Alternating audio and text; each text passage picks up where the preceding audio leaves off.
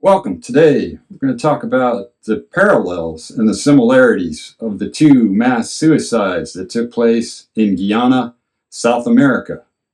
The suicide from November 18, 1978 at Jonestown, and the suicide from the dry season of 1844. The first, 400 dead. The second, reported more than 900 dead. The first from year 1844, the second from November 18th, 1978 at Jonestown, Guyana. So how the wooden sign at Jonestown, where the bodies lay, remarks about what occurred before. Those who do not remember the past are condemned to repeat it. I was 15 years old in November 1978, living near Washington, D.C., Rockville, Maryland, when the Jim Jones mass suicide took place. First learned about it in the Washington Post and from other news stories and from the Time magazine cover story early December 1978. First learned about the 1844 mass suicide in year 1996 at age 32, when I took upon a solo bicycle trip across Venezuela, solo 635 miles in 7 days across Venezuela, or roughly 1,020 kilometers. The maps I collected on that trip, privately purchased maps at the Canaima National Park, which bordered the country of Guyana. Purchased these maps, which spoke of Matawai, or suicide, or I want to die Tepui, its other name known as Kukanam, next to the famous Mount Hoodiaima. So in this park, about the size of the state of West Virginia, it's the sixth largest park in the world, Canaima, smaller than some of the African game parks. Anyway, I ventured the first 2 days of the bicycle trip across the park, heading north from Santa Elena de Urian on the border with Brazil, Guyana, and Venezuela, up toward the Venezuelan coast. So the mass suicide happened at the base of Mount Kukanam. It's 4,000 feet above the elevated plain, and the vertical walls 4,000 feet straight up, so it was impossible for any human to reach the summit and commit suicide before the 1840s. Man first landed on top by helicopter in 1963. I've since been to Venezuela twice and Guyana once, so I purchased the 1958-year published book written by English travel writer Michael Swan, entitled The Marches of El Dorado, about Michael Swan's personal travels through Brazil, Guyana, and Venezuela.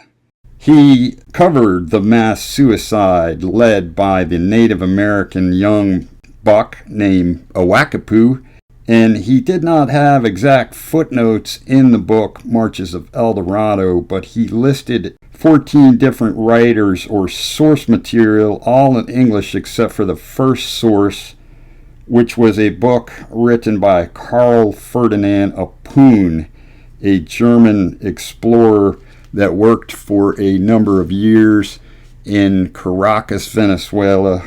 Apun could speak Spanish, English, certainly German, and knew other Native American tongues that he had picked up in his explorations and travels in South America. Okay.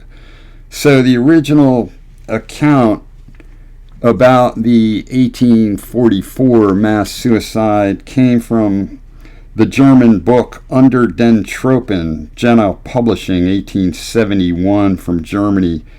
Part of the story has to go back to the story of the German Schomburgk brothers, Richard and Robert Schomburgk, who were born in Germany and worked for the Royal Geographical Society in London. Now, they made a 4-year Guyana boundary survey for 4 years from 1840 to 1844. Now, they returned back to London in June of 1844.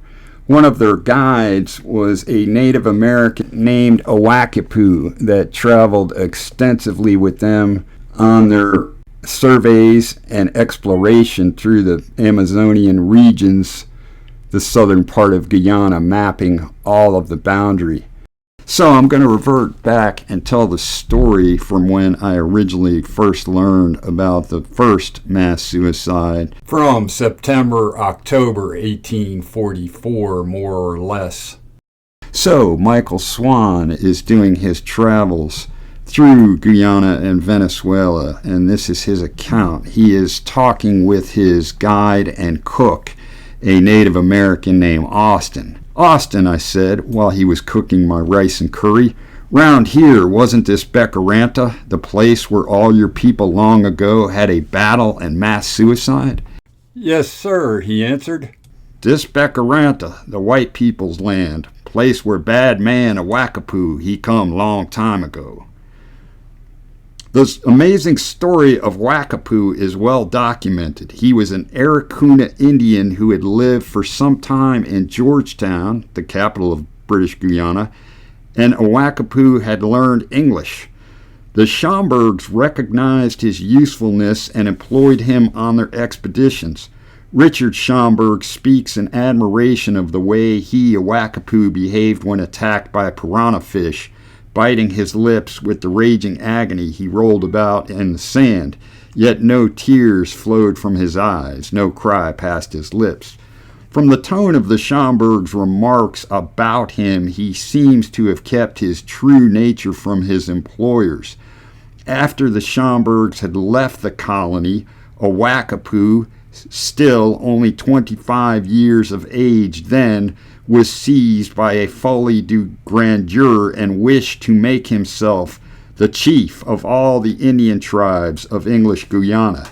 He sent messengers throughout the Indian country saying that all who wished to see wonderful happenings and to know the way to become as rich and powerful as the white men should meet at the beginning of the dry season in the valley of the Kukanam at the foot of Mount Hodiaima. All who came, he said, must forget their quarrels and bring presents, for which they would receive magical presents in return. 1,000 Indians from every tribe gathered at the foot of Mount Hodiaima and gave Awakapu knives, gunpowder, rifle shot, and fish hooks. In return, Awakapu gave them pages from the London Times newspaper, which he said would act as charms. I have already mentioned the Indians' reverence for print or drawings. These copies of the London Times had been used by Richard Schomburgk for pressing his wild flowers. Now I'll interject for a second here and deviate from the Michael Swan narrative in the book. Now these Native Americans in those parts had never seen newspaper before. They had gunpowder, fish hooks, and rifle shot, but they had never seen newspaper. Awakapu named his settlement Becaranta, which is an Indian form of a Dutch Creole word meaning land of the white people. He built a 2-storied hut, living on the upper floor himself, and installed a harem of chosen girls in the floor below. Now I'm going to deviate a second time from the Michael Swan narrative. What happened was the Schomburgk brothers, on their mapping exploration journey in 1842, had already constructed the 2-story hut at a village known as Ibarema Yang. Awakapu reoccupied 2-story dwelling about September, October 1844. Now I'm going to return to the Michael Swan narrative.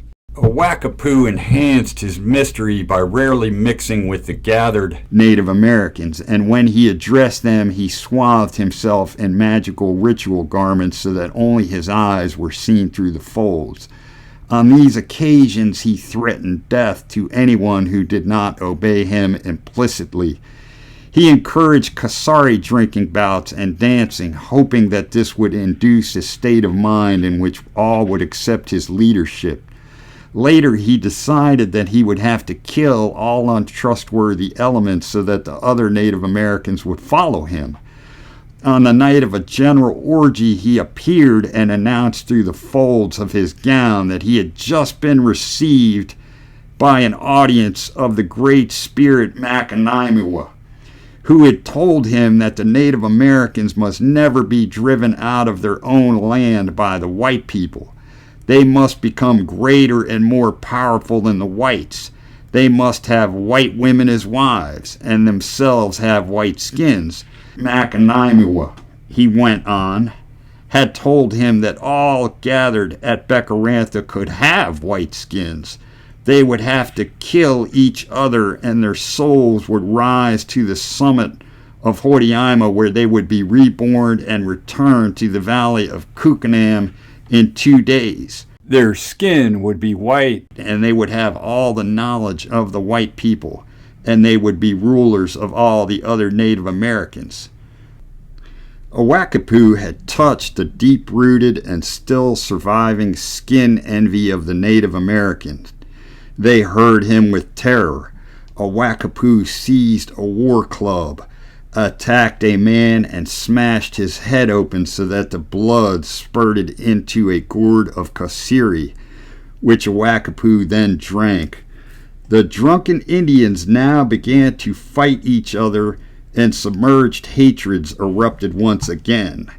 It is said that 400 men, women, and children were killed during the night of massacre, or they had committed suicide, and the survivors waited day after day to see the resurrected come down from the top of Horiaima. When 2 weeks of time had passed, there were murmurings against Awakapu, who seems to have had sufficient belief in his intimations from Makanimua not to leave the valley. Food was now running out, and there was hunger in the Native American camp. Eventually, it was realized that there would be no resurrection, and a party of Native Americans went to the 2-storied hut of Awakapu and beat him to death with their clubs. So this is where Michael Swan has his own interpretation, and he says in the book from 1958, "It is a strange, inconclusive story with no indication of the real state of Awakapu's mind. I have no doubt of the substantial truth of the incident. Decades later, travelers in the region who knew nothing of the massacre found small portions of the London Times in Native American huts being used as amulets." So what we have to understand about the Schomburgks is that they returned to Europe in June of 1844. They have no idea when they're back in Europe that young buck Awakapu goes on this megalomaniac quest where he wants to be the chief of all the tribes in Guyana. Robert Schomburgk passed away in Berlin, Germany in March 1865, so this was before Apun arrived back in Germany in 1868. Richard Schomburgk fled the revolution in Europe in 1849 and later settled in life in Australia, where he worked for the Royal Botanical Gardens in Australia and lived till year 1891. I'm not sure if Richard ever learned about the mass suicide by reading Apun's book later in life. Part of the account which Michael Swan did not include from Apun's 1871 year published book Under den Tropen was that the story was told to Apun by the son of one of the Native American men who clubbed Awakapu to death. So the story of the mass suicide was related to Apun about the year 1868. Now, I have to realize or make a judgment on the accuracy of Apun's story. Apun was a highly educated scientist from Germany and understood fairly well the Native American tongues of his guides, that led him around through the interior jungles. So I have to believe that his recording of the number of 400 deaths by suicide in battle was in no way an exaggeration. Apun traveled back to Germany in year 1868. His book is published in year 1871 and sold fairly well in Germany and Europe. Shortly after it was published, he traveled back and returned to South America about late 1871 or 1872 year.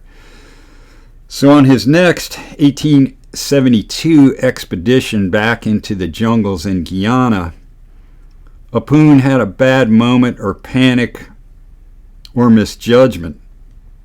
He believed for whatever reason that he was about to be cooked and eaten alive by his Native American guide. He swallowed a draught of carbolic acid.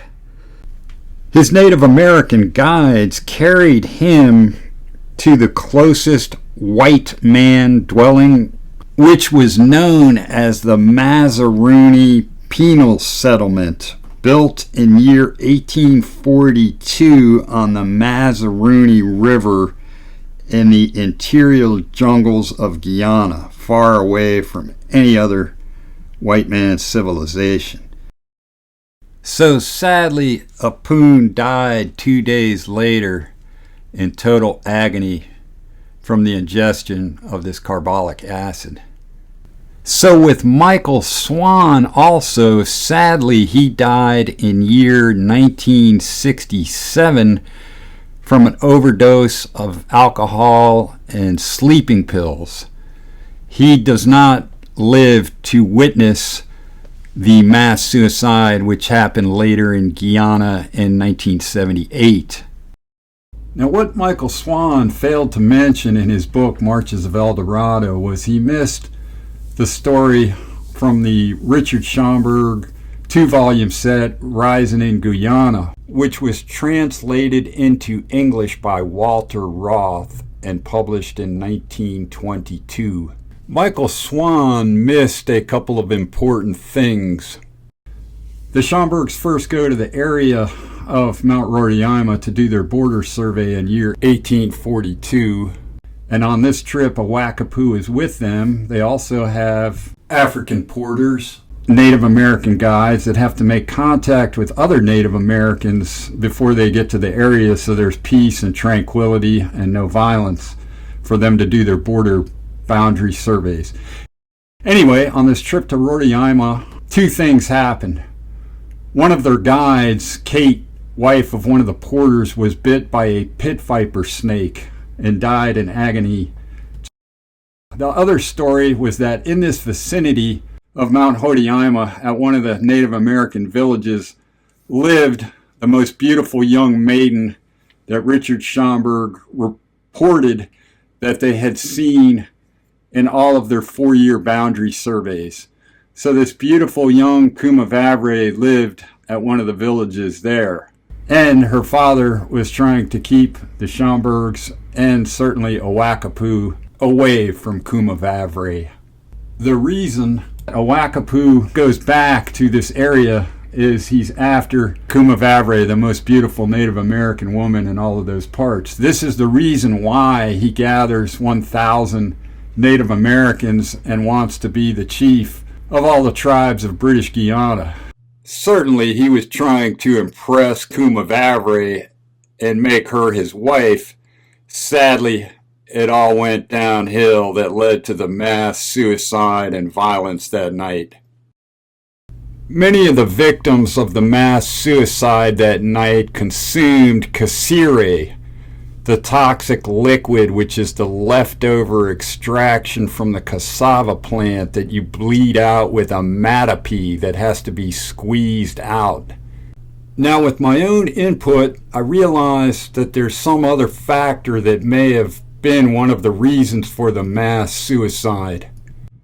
After the Schomburgks had left the colony, a Wakapu is back in Georgetown, where he most likely came under the influence of the U.S. missionaries known as the Millerites, who were spreading their gospel around the globe that the world was soon going to end. When the world failed to end, they now came up with a new date that the world was going to disappear, October 22nd, 1844. This may have infected Awakapoo's mind, where he realized that he needed to get Kumavavre as a wife before the ending of the world. In 1962, James Warren Jones, Jim Jones, went to Georgetown, Guyana for the first time. He looked around and realized there was too much competition in Georgetown with many churches. Then he later went to Brazil in 1963 to try to establish churches there in Belo Horizonte. Jones soon left South America and returned to Indiana. A decade later, Jones was now a force to be reckoned with in California. He had no fear of competition when he went to Georgetown in 1974 in order to lease land from the Guyanese officials. Anyway, back in Georgetown, Guyana in 1962, that competition was mainly the Seventh-day Adventist Church, descendants of the Millerites. And these Millerites had arrived early on in the 1830s and 40s when Richard Schomburgk came down with yellow fever when he first arrived in the colony in year 1840. So they packed Richard Schomburgk in ice so he wouldn't die. Now you're asking yourself, Georgetown, Guyana is just a couple of degrees north of the equator. How do they have ice in a tropical place in year 1840? Well, the ice came from the merchants in Boston, who were the ice cutters that would ship ice on wooden ships packed in straw and sawdust in large containers in the bellies of these ships, and they would bring the ice to ice houses in tropical country. So these people that delivered the ice, a lot of them were Millerites. So Awakapoo back in Georgetown in 1844 wished he could have brought ice to the far regions of the tropical jungle as presents for these Native Americans. Instead, he was left with Millerite newspapers and copies of the London Times. Jim Jones's story is very well known, so now I will focus on the similarities between the two mass suicides. Awakapoo threatened death to anyone who did not obey him implicitly. Jones also threatened death with any who wanted to leave the People's Temple. So both Awakapoo and Jim Jones had their concubines. Awakapoo had the two-story hut where there was the concubine of young maidens on the ground floor. Jones also had young, beautiful women in his church that he preyed on. So in both the mass suicides, Awakapoo and the Native Americans consumed kasiri, the toxic leftover liquid extracted from cassava. At Jonestown, the people drank Flavor Aid mixed with cyanide. So when Jones realizes he wants to return to Guyana in the 1970s with his filibustering scheme, he sent attractive young women to sleep with the Guyanese customs officials with immigration. In this way, he could get his cult into Guyana. The Guyanese also were duping Jones by giving him land near the disputed Venezuelan border. If there had been a problem and the Venezuelan army invaded, U.S. citizens would have been at risk. So you're asking yourself, why would the Venezuelan military invade Guyana? This problem goes back more than 400 years, border disputes between Spain and England, back to the days of Sir Walter Raleigh. Raleigh was executed on October 29, 1618, for his failure to find El Dorado, and also because he had fighting with Spanish military forces which Queen Elizabeth I wanted to avoid. Raleigh was involved in land grab, filibustering schemes. The Schomburgk brothers were also involved in filibustering schemes. Robert Schomburgk made 3 expeditions between 1835 and 1839 before his brother Richard showed up. So Schomburgk was probably the first white man that saw Mount Roraima, and Kukanam. The Schomburgk brothers also dragged Ouakapu into filibustering when they crossed into Venezuela to do their mapping and border grab. The Venezuelan government had granted Robert Schomburgk access to Venezuela because they thought he was doing scientific explorations, which was true. Later on, they were miffed in year 1844 when back in Europe, Robert and Richard produced in London a new border boundary. Venezuela rejected the Schomburgk line. Venezuela realized they weren't going to get any help from Spain on trying to reclaim that disputed border area, and at the time in 1844 they certainly weren't strong enough to take on the world's strongest military, England. In June of 1895, the Guyana-Venezuela boundary dispute spilled onto the international stage during the Grover Cleveland second administration. His Secretary of State, Richard Olney, was involved, and it was the last time that the United States would have friction with England. Later on, when McKinley came into office, Alfred Thayer Mann, Teddy Roosevelt, and that administration then made allies with England. Anyway, in 1899, an international tribunal awarded the bulk of the disputed territory to Guyana. So the Schomburgk boundary line became about 90% of the new created border that was established in 1899.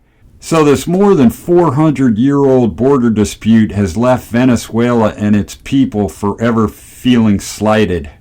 Another similarity between Jones and Ouakapu was that Jones convinced his more than 70% African American congregation that he was part Native American.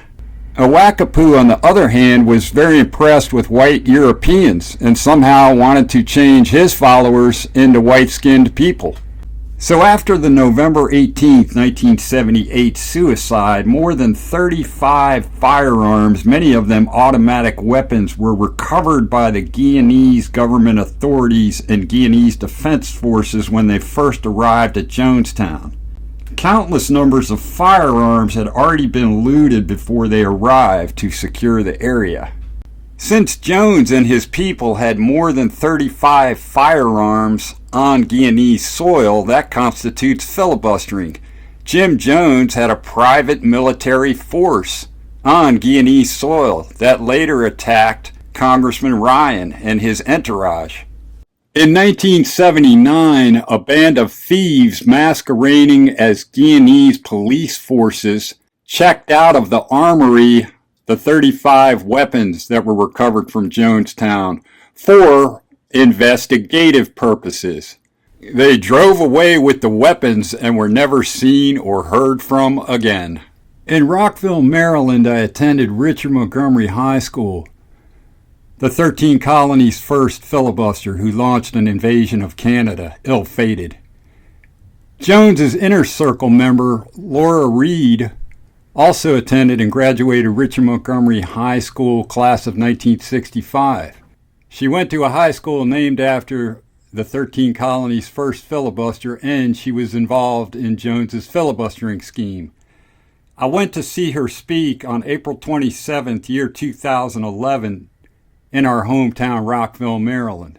So I was fascinated with Laura Reed's story of attending Woodstock, joining with the Black Panthers in San Francisco, and only months later, in year 1970, joining Jim Jones's People's Temple.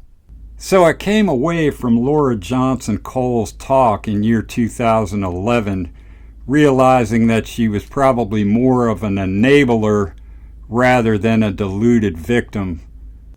Now, one of the most bizarre coincidences with the Jim Jones saga is a Guyanese-born novelist named Edgar Mittelholzer. In 1951, he had published a novel entitled Shadows Move Among Them. He was a writer of many novels with eerie themes. In the novel Shadows Move Among Them, the main protagonist is a difficult Reverend Harmston, And the story that follows is eerily similar to life at Jonestown. Reverend Harmston establishes a church in the interior jungles of Guyana, named Berkelhoest. Mitzelholder died at age 55 in year 1965 by self-immolation in England.